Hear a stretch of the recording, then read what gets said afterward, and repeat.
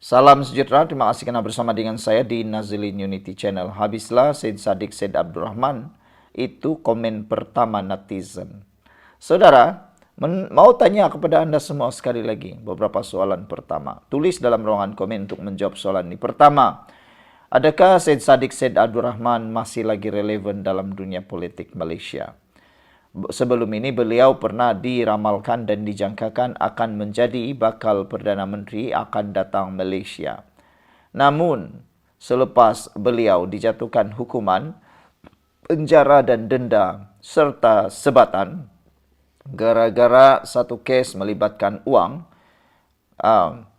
adakah Syed Saddiq Syed Abdurrahman masih lagi prospek masa akan datang menjadi Perdana Menteri Malaysia, pemimpin Malaysia? Mampukah lagi beliau menjadi prospek terbaik untuk Malaysia? Ataukah beliau sudah tidak relevan lagi? Itu yang pertamalah. Kamu masih mahukah Syed Saddiq Syed Abdurrahman menjadi Perdana Menteri Malaysia? Kedua, dengan beberapa kes Syed Saddiq Syed Abdurrahman, bolehkah lagi beliau memenangi kes-kes tersebut? Ataupun sudah menjadi nyata dan bersuluh, Syed Saddiq Syed Abdurrahman bakal menghadapi masalah yang teramat besar. Hari ini sekali lagi Syed Saddiq Syed Abdurrahman kalah di mahkamah. Teruk juga dia kena. Peruntukan ahli parlimen, mahkamah menolak semakan kehakiman Syed Saddiq Syed Abdurrahman.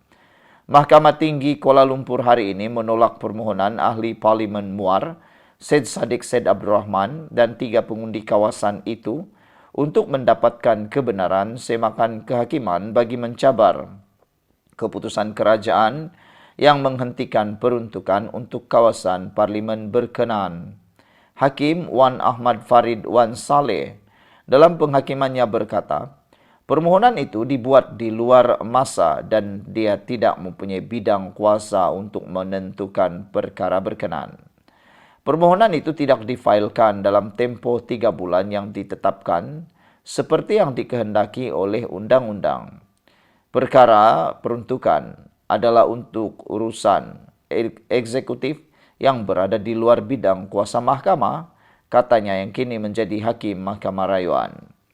Wan Ahmad Farid berkata, tiada peruntukan dalam perlembagaan yang mengikat agensi kerajaan untuk memperuntukkan dana sedemikian kepada mana-mana ahli parlimen tanpa mengira sokongan mereka kepada kerajaan. Oleh itu, permohonan untuk mendapatkan kebenaran ditolak. Memandangkan kepentingan awam dalam sesuatu kes, saya tidak membuat sebarang perintah terhadap kos, katanya. Ketika ditemui pemberita selepas prosiding, Syed Saddiq berkata dia akan merayu terhadap keputusan hari ini di Mahkamah Rayuan. Pada 23 April lepas, Syed Saddiq Syed Abdurrahman dan 3 pengundi kawasan Parlimen Muar, Najib Abu Nawar, Muhammad Bakiruddin Abdullah dan Muhammad Fazli Bisri, yang memfailkan permohonan itu telah menamakan Perdana Menteri dan Kerajaan Malaysia sebagai responden pertama dan kedua. Mereka memohon perintah mahkamah untuk membatalkan keputusan menghentikan penyaluran RM500,000 daripada jumlah 1.7 juta ringgit yang sepatutnya dimasukkan terus ke akaun bank Pusat Khidmat Parlimen Muar bagi program kesejahteraan masyarakat, kebajikan dan bantuan bencana. Selain itu, mereka memohon mahkamah mengembalikan semula akses Syed Saddiq Syed Abdurrahman kepada sistem MyHas yang menguruskan dana pembangunan 2 juta ringgit bagi kawasan itu serta keputusan membatalkan beberapa projek bernilai RM230,300 yang diluluskan melalui sistem itu. Mereka juga memohon untuk membatalkan keputusan kedua-dua responden yang enggan meluluskan atau memberikan apa-apa peruntukan kepada pemohon pertama sebagai ahli parlimen Muar untuk program di bawah projek Mesra Rakyat ataupun yang seumpama dengannya bagi tahun 2024. Permohonan itu difailkan antaranya atas alasan responden telah melanggar hak kesamarataan Syed Saddiq Syed Abdurrahman selaku ahli parlimen Muar dan 3 pemohon lain sebagai pengundi kawasan parlimen itu yang terjejas termaktub dalam Perkara 8 Perlembagaan Persekutuan. Saudara, sebelum kita teruskan ulasan kali ini, Jangan lupa tinggalkan komen Anda, tekan butang subscribe. Bye-bye. Salam sejahtera, terima kasih karena bersama dengan saya di Nazilin Unity Channel. Wow, ini terkini. Skandal Sabah, pemberi maklumat akan dedah message WhatsApp, lapor ke SPRM. Sebelum saya teruskan laporan ini, nak tanya satu soalan atau dua soalan. Pertama, susah atau senang lagi nak mempercayai pemberi maklumat skandal rasuah Sabah ini? Kamu masih boleh percayakah atau sukar nak percaya sudah? Sebab sudah terlalu lama isu ini, tetapi beliau masih lagi main sorong tarik, sorong tarik, sorong tarik. Kata dah ada bukti, kata dah ada minit mesyuarat, kata dah ada perkara yang akan menjerumuskan GRS dan Ketua Menteri Sabah. Tetapi sehingga ke hari ini, dah menjelang Christmas dan ini, belum ada lagi apa-apa cerita daripada pemberi maklumat. Beliau ini boleh dipercaya atau tidak? Kamu tinggalkanlah komen kamu. Kamu boleh percaya atau tidak? Membohong atau tidak si pemberi maklumat ini? Betulkah dia bercakap benar atau sekadar diperguna ditunggang orang? Nah, itu soalan pertama. Soalan yang kedua, betulkah si pemberi maklumat ini pada pendapat kamu bergerak sendiri, atas kehendak sendiri, atau seperti yang didakwa oleh beberapa orang penganalisis politik dan pemimpin-pemimpin politik yang lain, mereka mendakwa si pemberi maklumat ini sebenarnya mungkin ada dalang di sebaliknya, di belakangnya yang mengarah atau sebagainya. Adakah Anda juga bersetuju dengan pendapat pengulas politik dan juga pemimpin-pemimpin politik yang lain? Adakah, betulkah mereka ini atau pemberi maklumat ini ditaja oleh orang lain? Kalau betul lah kan, kalau betul lah siapa agak-agak yang menaja itu? Jawablah soalan itu. Pertama, masih boleh dipercayai kah? Atau yang kedua, siapa penajanya? Atau adakah orang di belakang tukang payung pemberi maklumat ini?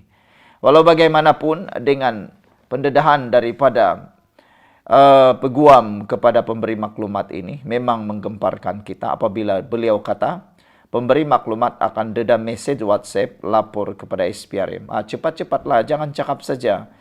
Lagi bagus daripada kau dedah di media sosial ini. Lebih baik dedah terus, buat laporan terus di SPRM. Dedah terus di SPRM, tak guna. Anda dedahkan di dalam media sosial, tak guna, betul-betul tak guna. SPRM itu dia tak akan guna media sosial. Dia akan guna laporan yang rasmi. Kau macam mana mati-mati pun dah komen, mati-mati dah cakap tentang itu ini pun, kalau tiada laporan rasmi, tiada gunanya. Jadi apa pendapat kamu? Perlukah dia hanya cakap-cakap di media sosial atau buat laporan polis di SPRM? Pemberi maklumat skandal rasuah Sabah telah membuat pendedahan baharu yang mengaitkan Ketua Menteri Haji Jinor dan beberapa adun negeri itu. Peguam pemberi maklumat tersebut, Muhammad Safi Abdullah, mendedahkan dia telah menasihati anak kuamnya untuk membuat laporan kepada SPRM bagi memecahkan kebuntuan. SPRM nampaknya terkekang dengan alasan kekurangan laporan rasmi dan hakikat bahawa anak guam saya belum menyerahkan bukti, kata Safi kepada Malaysia Kini. Peguam senior itu turut menyatakan bahawa walaupun Malaysia Kini telah menyiarkan video berkenaan skandal itu dan bekas Ketua Pesuruhjaya SPRM Latifah Koya menegaskan bahawa rakaman tersebut merupakan bukti yang jelas, tiada tindakan konkret yang telah diambil. Anak buam saya akan membuat laporan dan menyerahkan semua bukti yang dimilikinya untuk memastikan tindakan diambil. Ini termasuk video, tangkap layar perbualan WhatsApp, dokumen dan bukti lain yang menyokong dakwaannya, katanya lagi. Mengenai dakwaan perbualan WhatsApp, Safi menekankan anak guamnya ingin mencabar naratif pada masa ini yang menyatakan perbincangan seperti yang dipaparkan dalam video tersebut adalah berkaitan politik, derma politik. Tangkap layar ini hanyalah sebahagian daripada bukti yang dia ada, tetapi ia akan menunjukkan keadaan sebenar transaksi tersebut, katanya. Sebelum ini, Malaysia Kini melaporkan Haji Ji menafikan dakwaan berlakunya rasuah dengan menyatakan ia berkaitan dengan derma politik.